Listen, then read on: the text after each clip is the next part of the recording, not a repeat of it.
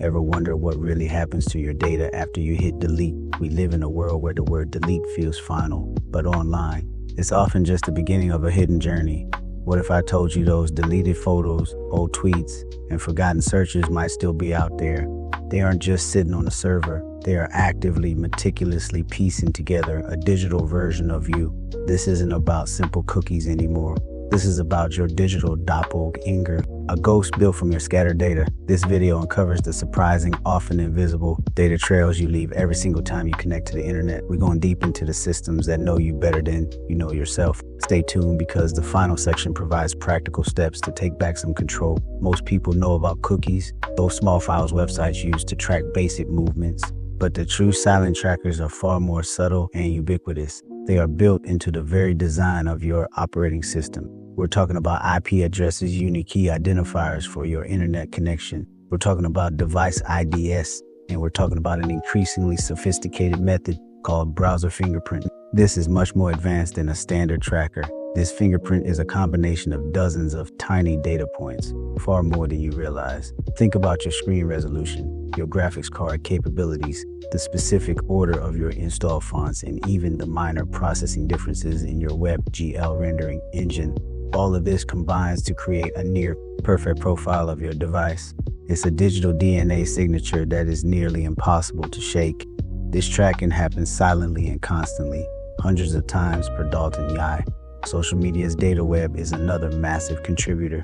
When you delete a post or even an entire account, the service provider rarely performs a deep archival deletion. They often perform a soft delete. This means the content disappears from your timeline, but the raw metadata remains. This metadata, the exact time, date, location, GPS coordinates, and device use, often remains archived deep within their systems for years, sometimes indefinitely. This is a ghostly impression of your every action preserved for internal use, for legal compliance, or for future monetization. And then there's the dark side of convenience, using login with Google or login with Facebook on third-party sites. While it saves you 30 seconds, it grants that third-party service access to a significant chunk of your primary profile data. This seamlessly and instantly spreads your sensitive personal information across dozens of sites and apps.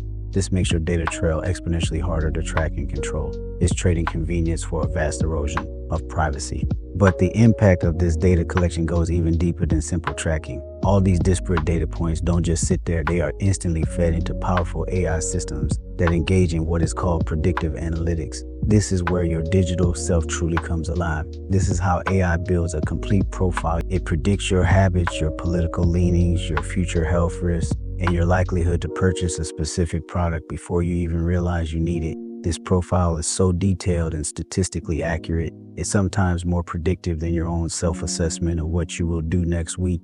It is used to calculate everything from your insurance rates to your credit score. Behind the scenes, there is a hidden market for this information fueled by powerful, invisible companies known as data brokers. These firms scrape, package, and sell your personal details, everything from your income bracket to your physical address, political donations, and favorite brand of shoes is sold to anyone willing to pay. This includes advertisers, insurance companies, loan officers, and even governments.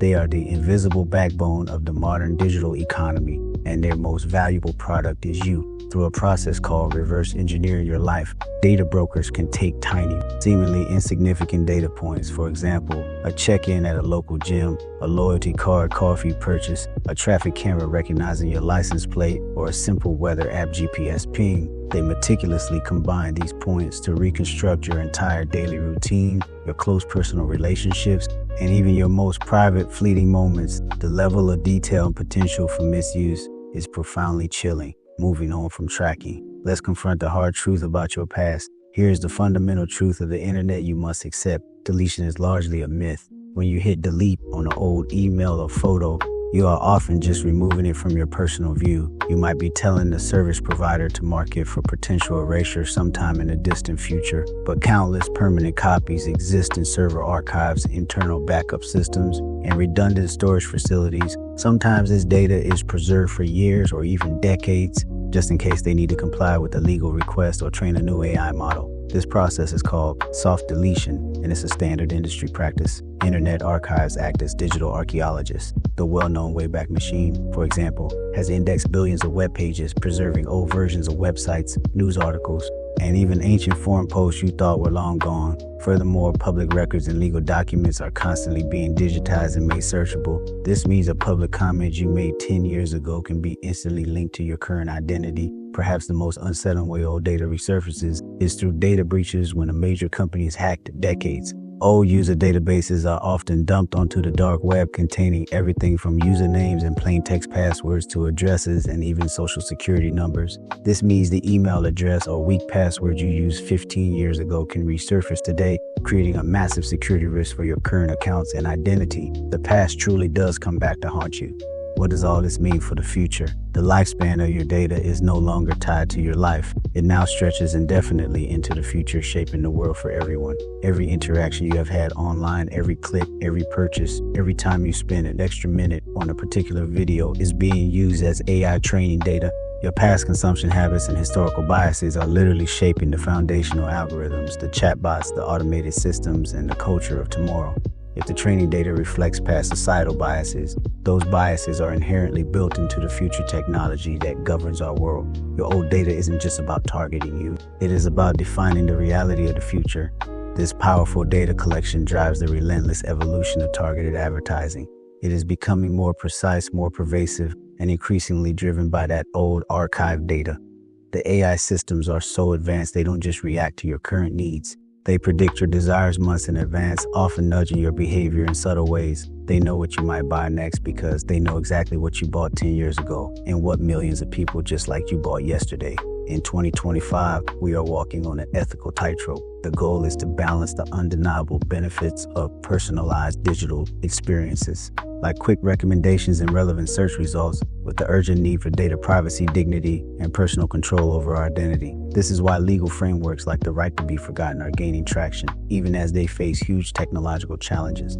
Now, let's talk solutions. With this invisible digital twin out there, what can you actually do to take back some control first? Focus on proactive data hygiene. This is the digital equivalent of consistent daily maintenance. Use tools like privacy-focused browser extensions that block trackers and advanced fingerprinting techniques.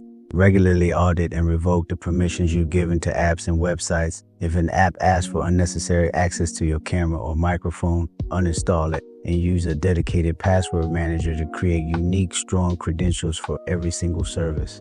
Furthermore, consider using masked email services to hide your true email address from third-party vendors. There are also legal avenues like the right to be forgotten. This is a principle established in Europe and elsewhere that allows you to request the erasure of certain personal data from search results.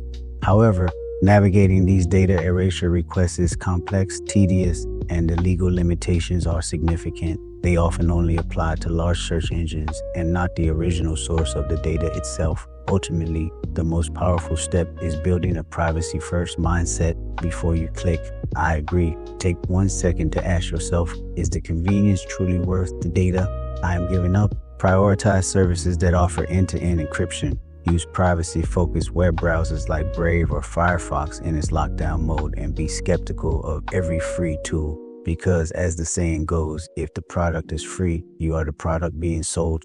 Consistent changes in your daily digital habits can have a big impact on protecting your identity and reclaiming your narrative from your invisible digital self. Thank you for watching.